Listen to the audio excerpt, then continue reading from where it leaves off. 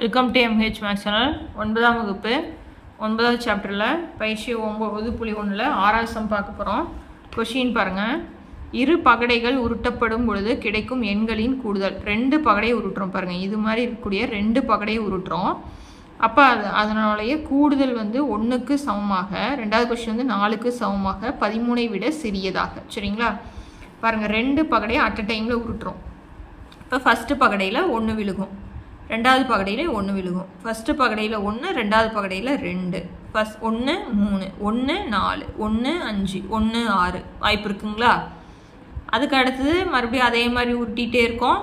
2 1, 2 2, 2 3 இப்படி விழுக்கலாம் இல்லைங்களா?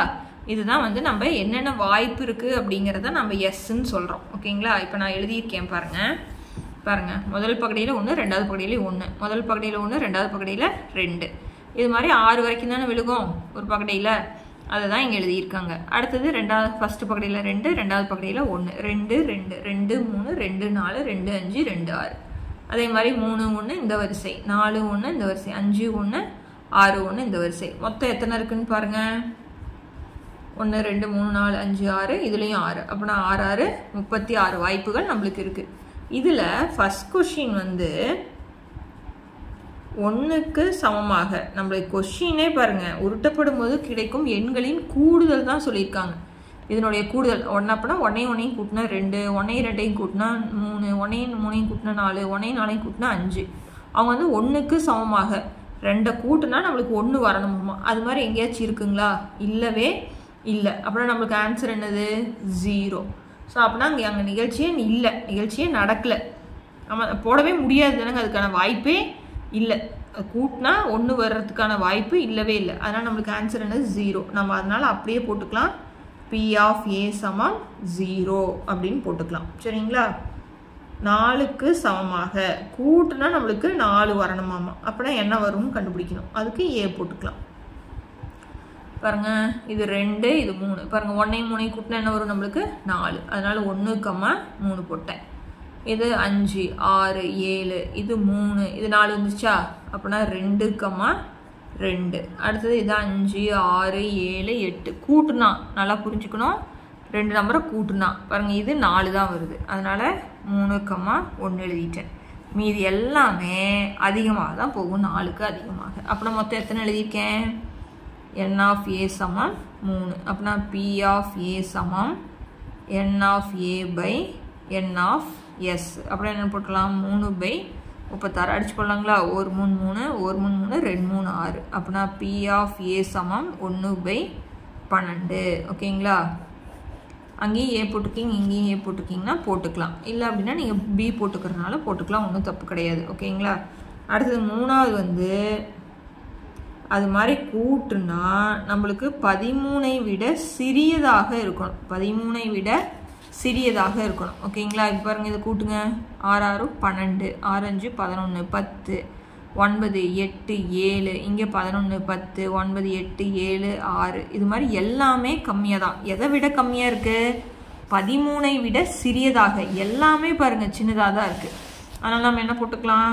P of A சமம் ஃபஸ்ட் N of A போட்டுக்கலாம். ஏன்னா இது நம்ம வந்து அங்கே 0 வரனால 0/36 போட்டாலும் 0 தான். இங்கே N of A வந்து 36. அப்படின்னா P of A சமம் N of A by N of S. அப்படின்னா 36/36 ஆன்சர் 1. பாருங்க, நான் நிகழ்ச்சி நடந்துருச்சு அப்படின்னா நம்ம என்னென்னு சொல்லுவோம்? 1. முழுமையாக நடந்துச்சு அப்படின்னா 1, நடக்கவே இல்லைன்னா 0. இது மட்டும் ஏன் 0 போட்டோம் அப்படின்னா நீங்கள் இப்படி போட்டுக்கோங்க. N of A சமம் 0, அங்கே இல்லவே இல்லை. அப்படின்னா P of A சமம் N of A by N of S.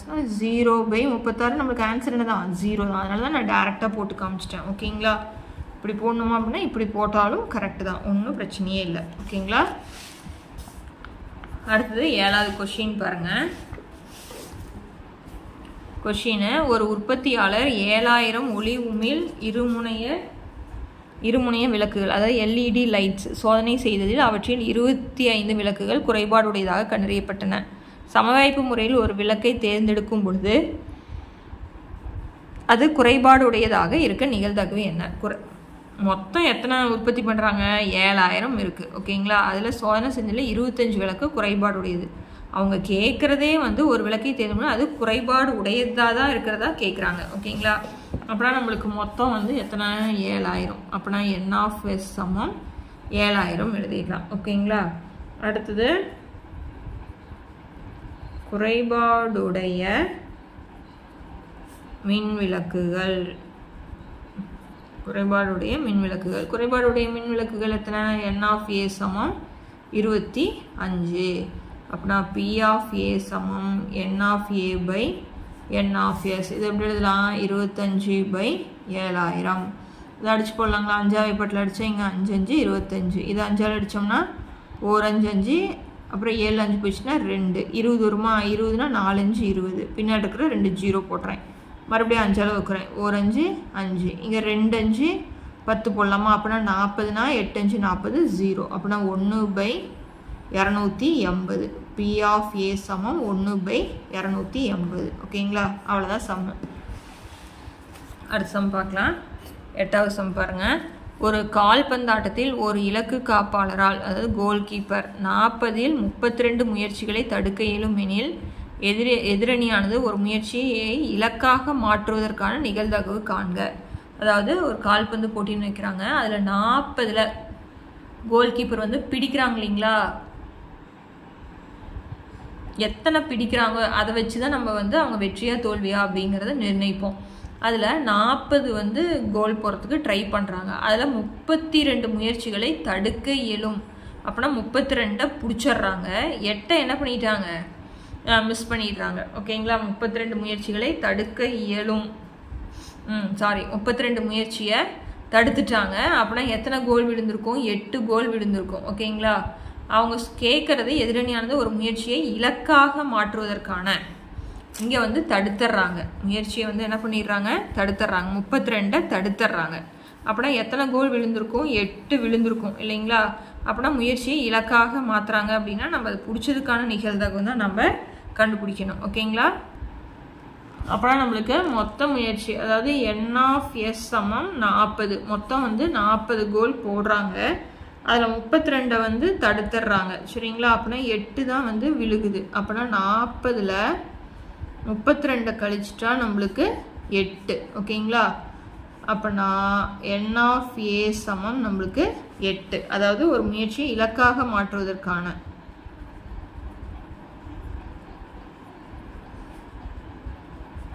ஒரு முயற்சியை இலக்காக மாற்றுவதற்கான நிகழ்தகவு. 32 தடுத்துடுறாங்க. அப்படின்னா 8 வந்து நம்மளுக்கு விழுகும். இந்த n of a நான் இங்கே ஒரு டைம் எழுதிக்கிறேன். n of a சமம் 8. அப்படின்னா p of a சமம் n of a by n of s. அப்படின்னா n of a எத்தனை? 8. n of s வந்து 40. அடிச்சிடலாங்களா? 1 8 8 8 40. அப்படின்னா 1/5. p of a சமம் 1/5. ஓகேங்களா? கொஷின் மட்டும் ஓரளவுக்கு படித்து புரிஞ்சுக்கிட்டிங்கன்னா ரொம்ப ரொம்ப ஈஸியான சாப்டர் தான். ஓகேங்களா? அடுத்தது 9வது சம் பாருங்கள். கொடுக்கப்பட்ட சுழல் அட்டையில் முள் 3 மடங்குகளில் நிலை கொள்ளாமல் இருப்பதற்கான நிகழ்தகவு என்ன? 3 பாருங்கள், இது ஒரு சுழல் கொடுத்துட்டாங்க. முள் 3 மடங்குகளில் நிலை கொள்ளாமல். அப்படின்னு 3 மடங்குல என்ன வரும்? 3 6. இது 2 தான் இருக்கும். நிலை கொள்ளாமல் அப்படின்னா 3 அதை தவிர. அப்படின்னா 1 2 4 5 7 8. ஓகேங்களா? இப்போ மொத்தம் எத்தனை இருக்குது? 8 இருக்குது. அப்படின்னா n of s எத்தனை? நம்மளுக்கு 8. ஓகேங்களா? இப்போ நம்ம n of s எத்தனை எழுதலாம்? 8. n of s வந்து 8.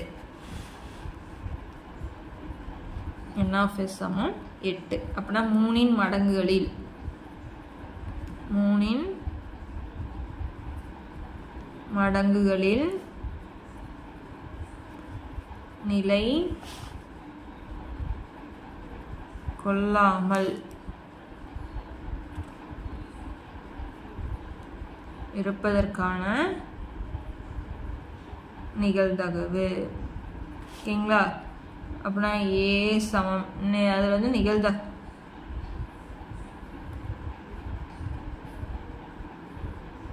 இப்படி இருக்கு இல்லைங்களா 1 2 3 4 5 6 7 8 3 மடங்குன்னு நிற்கலாம்னா இதையும் விட்டுறலாம். அப்புறம் மீதி எழுதிக்கலாமா 1 2 4 5 7 8. அப்போனா n of a சமம் எத்தனை 1 2 3 4 5 6.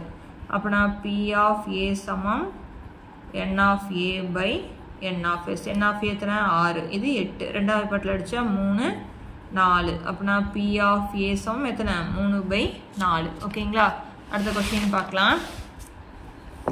அடுத்தது கொஸ்டின் பாருங்க. கொடுக்கப்பட்ட சுழல் அட்டையை அடிப்படையாக கொண்டு நிகழ்தகவை கணக்கிடுமாறு எவையேனும் 2 வினாக்களை உருவாக்குக. இந்த சுழல் அட்டையை வச்சுக்கிட்டு நாமளா கொஷினை உருவாக்கணும் அப்படின்னு சொல்கிறாங்க. சரிங்களா? கொஷின் வந்து உங்களுக்கு விருப்பமான கொஷின் எழுதிக்கலாம். இப்போ 3 மடங்குகள் அப்படிங்கும்போது நீங்கள் 2 மடங்குகளாக இருக்க நிகழ்தகவு, 2 மடங்காக இருக்க நிகழ்தகவுன்னு என்ன எழுதலாம்? இருக்கிறதுனா 2 மடங்கு எழுதணும். 2 4 6 8 எழுதிக்கலாம்.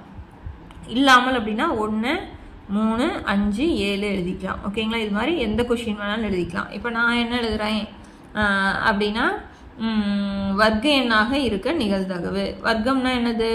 1 ஒரு தடவை பெருக்கணும், 1 2 தடவை பெருக்கணும், 2 2 தடவை பெருக்கணும், 3 2 தடவை பெருக்கணும். அப்படின்னா 1 இருக்க நிகழ்தகவு தான் வர்க்க எண்ணாக இருக்க நிகழ்தகவு என்ன?